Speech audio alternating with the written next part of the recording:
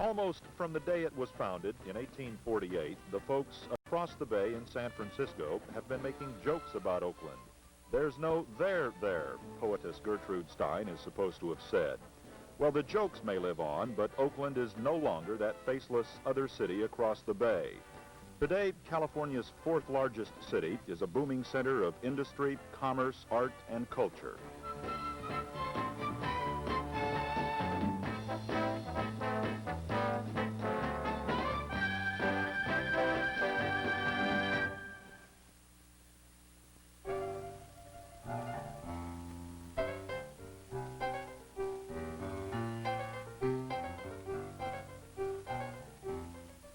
But Oakland's new glamour and prosperity are not shared equally by all of its citizens. Nearly half of the city's population is non-white, and many are poor. They do not patronize the symphony or the museum. They don't use the Coliseum or the airport very much, nor do they hold their share of the jobs created by Oakland's new industry, port, and transportation facilities. Hey you old funky Oakland town. How come you're such a cold and brutal city?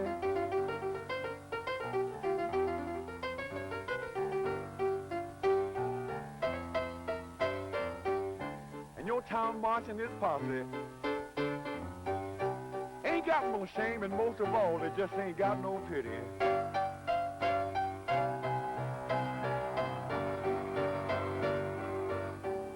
Most of Oakland's black and brown citizens came here from the South during World War II, lured by recruiters for government and private industry to work in shipyards and defense plants. After the war, the shipyards closed and many factories moved to the suburbs, leaving most non-white workers behind. Technology put still more workers on the unemployment and welfare lines, where they were joined by newly dispossessed farmers and farm workers forced off the land by the growth of agribusiness. During the 50s, Oakland became a stagnant, seething ghetto of impoverished blacks and Chicanos, surrounded by the white affluence of the Oakland Hills and suburban Alameda County. To contain the misery and violence of the ghetto, Oakland's all-white police department earned a reputation for head-knocking brutality that has left a well-remembered legacy of bitterness in the minds and hearts of many who lived in that time and place. I was growing up in the late 30s and early 40s. At that time, the police department was perceived as brutal, and for the most part, there was extreme fear on the part of black people in West Oakland at that time when the police would ever come into the community. I remember one specific situation where several young blacks were being apprehended by the police, or they went into their homes to pick them up for some alleged crime. And I remember one particular police officer kicking one of the young people who couldn't have been more than 13 or 14 years old.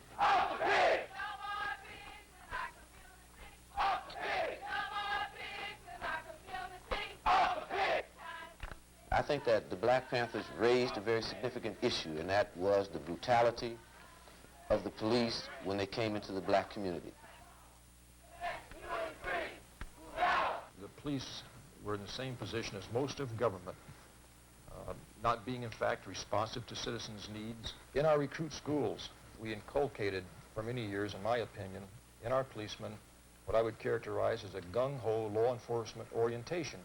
We taught them laws of arrest, search and seizure, and patrol division, patrol procedure practices, which could only result in an officer oriented in a very narrow law enforcement way.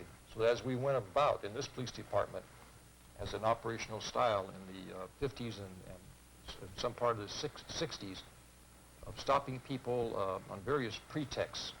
This is a mandate, as it were, from the police department itself. We incurred very, very bad relationships with our community. Today, there is a whole new relationship developing between the people of Oakland's ghettos and the police. Police officials hold regular meetings in the community, and they are well received. This is one of the greatest things I've seen in Oakland in my 30 years here. I never thought I'd see today.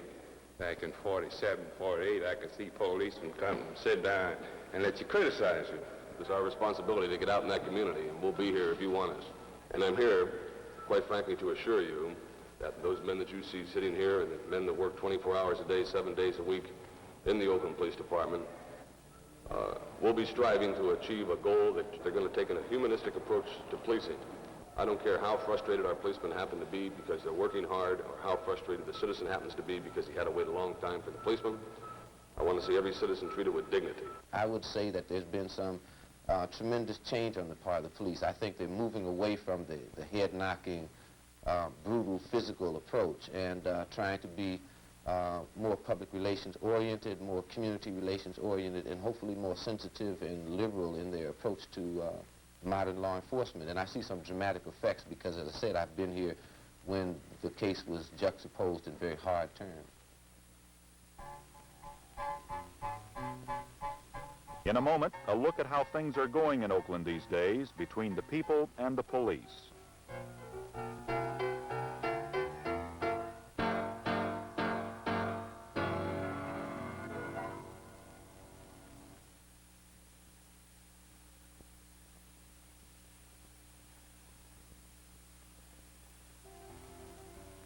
Run, nigga, run. Black boy, don't you let the sun go down in this here town.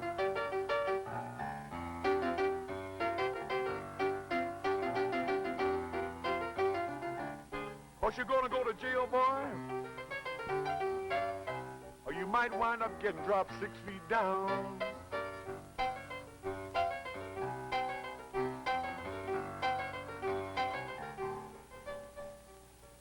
I joined the department in about 1965. It was very different from what it is now. I think we were a lot more aggressive then. I don't much care for the word harassment. I'd say there was a time we were a head-knocking department, yeah. There are about 700 men in the Oakland Police Department. An overwhelming number are white, and most live in the suburbs, outside the city. Patrolman John Dixon joined the department after a stint with the Coast Guard. He grew up in Hollister, is a family man, and likes his work. To this extent, he is a typical Oakland policeman. In the past, there was a quota system. It wasn't down on paper, but it did exist. You were expected to write a certain number of citations, and if you were a good policeman, you made a certain number of arrests. The quota system had to result in more aggressive policemen. They had to go out of their way to find certain things, and maybe they went a little far. We were trying to produce numbers in arrests and just about every way. What has happened is that Chief Gain said no more quota system, and there isn't any today. And that's fantastic. We spend more time today talking to people in a lot of situations where they probably would have gone to jail before. And I mean a lot of situations. Prior to 1968, the mid-1960s at least,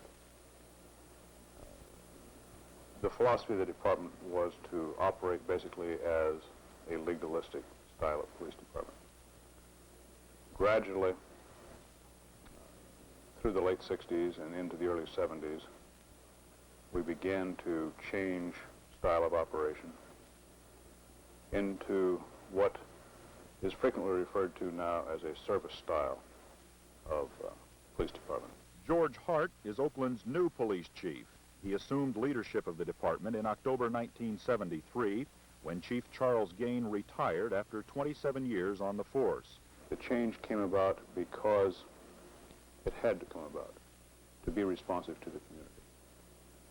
The community was saying to us, I think, that we want a police organization which services the entire community in a fair and impartial manner. And we want a police organization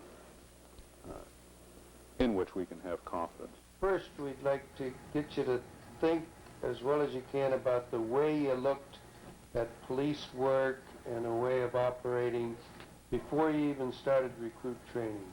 Oakland's new policing style is a product of an unusual collaboration between the Oakland Police and a group of social scientists. One of these scientists is J. Douglas Grant, former chief of research for the California prison system. Grant and his colleagues had been remarkably successful in helping convicted criminals overcome their own violent behavior through a process of self-study. In 1969, they convinced police officials that by helping violence-prone policemen study their own behavior, they could reverse the upward spiral of violence between the police and the people of Oakland. Former Chief Charles Gain agreed it was worth a try, and they went to work under a grant from the federal government. Today, the self-study process is carried on by the department's Conflict Mangement Section. At the time, there was no regard to the quality of the work. Mm-hmm. It was just, basically a numbers game, and nobody... One idea that developed early in the self-study process was that of tape recording actual confrontations between Oakland police officers and potentially violent citizens. The recordings have proved invaluable in understanding how to avoid conflict and are now used in training new police officers in the art of discretionary decision-making. A police officer probably has the broadest powers of discretion in carrying out his functions than any other citizen. So what we're going to do today is sit down and listen to two patrolmen as they intervene in a family dispute. We're not saying that everything that they do in this tape is the right way to do it, but they made certain decisions throughout this tape, and we're going to sit down and critique these bit by bit. This is an actual street incident. These are real policemen and real people.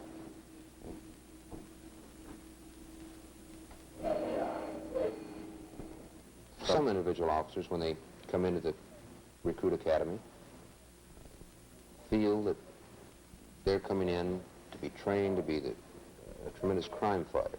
They don't realize that that's only a portion of their training, how to combat crime. That a lot of it is going to be in how to deal with people, how to solve people's everyday problems, how to meet the everyday problems of the community. All right, then. I mean, unless you're going to arrest me.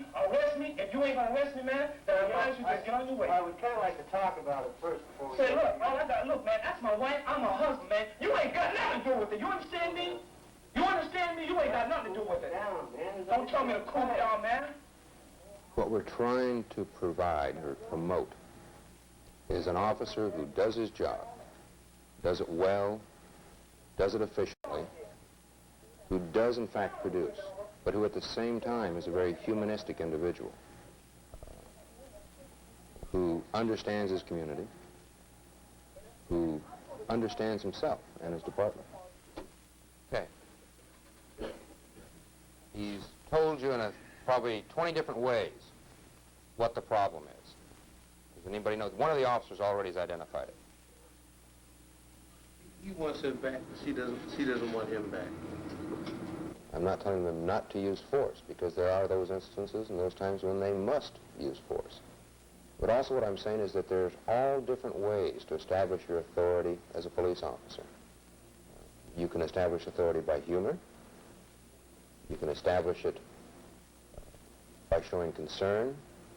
Pure physical force is not an absolute. That's not the only way one controls a situation. What I need is a woman, man, but I can't seem to find myself a woman, though. I'm looking forward in this one right here, but I can't seem to find one. I've been getting drunk almost every night since I've been home, you understand? What's the problem? He's screaming it to you.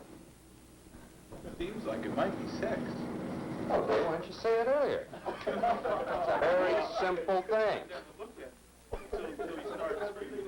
Till he started screaming. Plain old sex.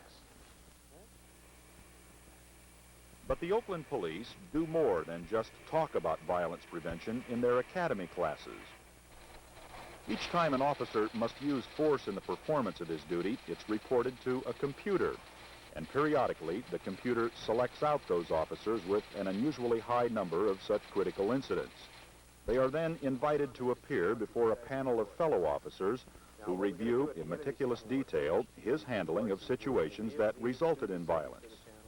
We're asking you to be very candid with us. We're asking you to admit your mistakes. Every guy on this panel has made some of the same mistakes that you've made. None of us here that are perfect. What we're trying to do is find better ways of doing things. The action review panel is both voluntary and confidential. No record is kept and no disciplinary action is involved. An officer may sit for as long as 8 hours while his peers question and analyze his actions, his judgments, his personal attitudes, even his mannerisms. Yet since the panels were started in 1971, no man has refused to participate. The moderator of the action review panels is Officer Bob Crawford of the Conflict Mangement Section. In this case, the first ever filmed, the man in the hot seat is Officer Bernie Gerhardt. Details. Complainant states suspect had an illegitimate child 3 weeks ago but refuses to stay home and care for the child. Suspect would not talk to ROs and had to be physically subdued to be taken into custody. Okay, what happened? I don't remember it. You realize that things like this are official records that can be subpoenaed into court, and you could be put on a stand, being sued, and somebody could hit you with a report just like that. And like you say, 6 months later you might remember it. 2 years later you'd be looking at the guy and say, well, I had to physically subdue a 17-year-old girl who had only been out of a hospital for 3 weeks after having given birth to a baby, and I don't remember a thing about it. It could color you looking very, very poorly. He has sat on panels before, but I think it struck him being kind of different to be sitting in that seat rather than in one of the other seats. Because you could have had your head blown off with your own gun. What if you had a machine gun? I don't know. All right. You'd have killed both of us. Listen to what he's saying. This is the I thing. am. You could have had your head blown off with your own gun. I know that. You can't handle two guys properly. I don't care how great you are. In his case, he realized he had a small man's complex. He kept thinking that he had to take the first affirmative action in an arrest situation to overcome the small man thing, which he doesn't have to do because he works very effectively. I might be wrong about what the whole object of these panels are, but when a person starts showing up with one of these after another, we're supposed to look into why. And I just wanted to ask the question, is he one of these men? He's not as big in stature as some of us, and it's appeared in about 4 or 5 of his remarks. I've talked to a lot of belly button and all that. Does he have a small man's complex, and he's taking it out on the kids? I just want to, you know. Okay, the thing about the size, okay, when I first came on, I did have a size problem. I'm only 5'8", and I was 155 then, and I had what is commonly referred to as a small man complex. Right. I'm not defensive about it. I don't think I am. Well, the I'm fastest quicker to act because I'm aware of my size, especially when the person is bigger than me. If there was no peer panel, if there was no one to call attention to the fact that an officer did have a particular problem, whether it be a small man complex or what have you, he would act this out in the street, and it would be misread. I have seen the real hard egg come up here, sit through the panel, totally reject the panel, yet go out and do a different job than he was doing before. You pointed up some things that I was aware of, as sort of halfway, and didn't think it was really showing too much. It's good to have other people tell you something that you think you're already aware of, because then you know that other people are aware of it, and you'll make a better effort to control it or whatever, I think. Well, that panel was good. You picked a good panel. There isn't an officer here that I don't respect.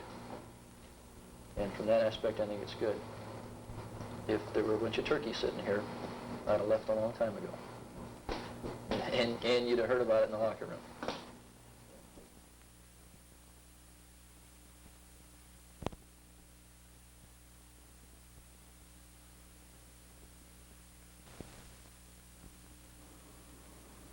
The suspect is considered 5150, should be considered armed and dangerous.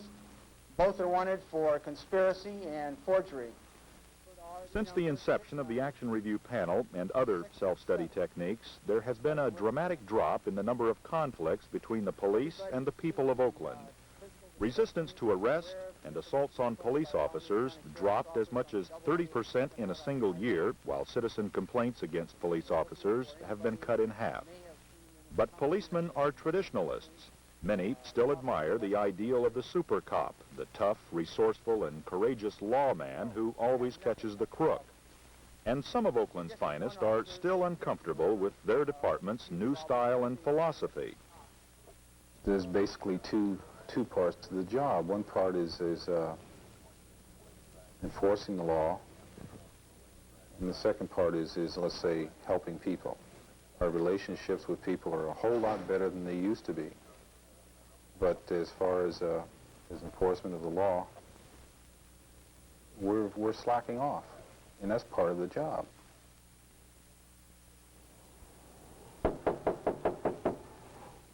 John Dixon works in the hardcore ghetto of West Oakland.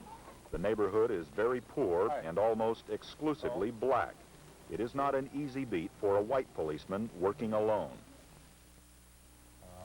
You've got to be realistic. Your child may go through some more as a result of my talking to her.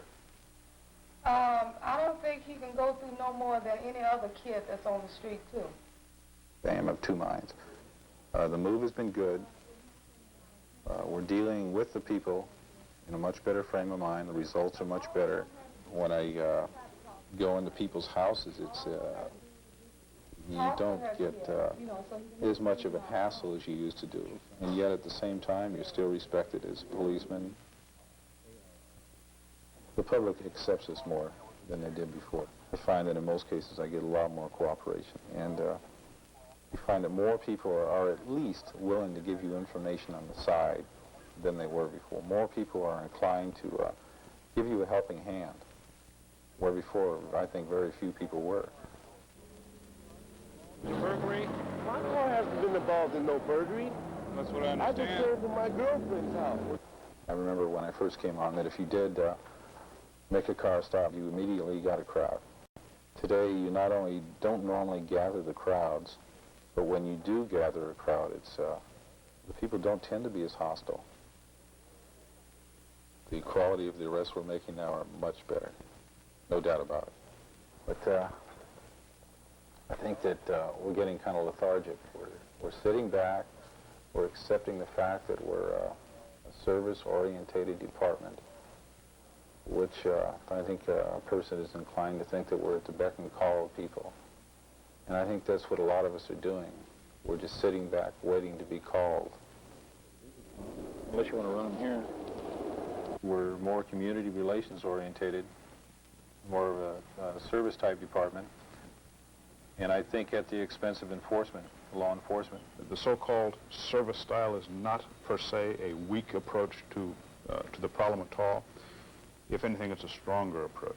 You can have an effective, alert police department which does in fact engage in heads-up police work, aggressive patrol. That's what the community wants. That's why we exist. Would you like the department to go back to the head-knocking, legalistic department that it used to be? No. I don't think anybody wants it to go back that far. Not that far. Why?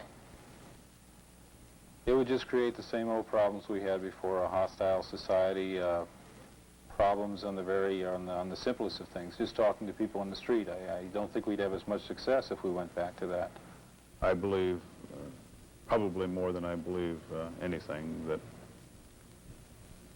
the officers in this department do in fact want to do and do in fact accomplish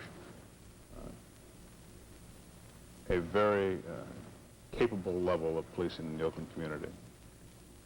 I believe that they support totally the concept that any police organization can only operate in a fair and lawful manner. Do you think you have to make a choice between community relations and good enforcement? No, I think they can work hand in hand. It's obvious they can.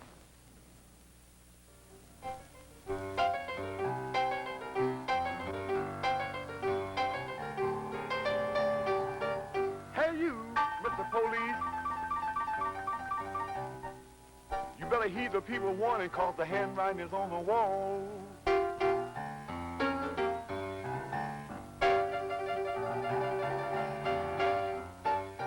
Hey you, Mr. Police Chief. You better heed the people warning, cause the handwriting is on the wall.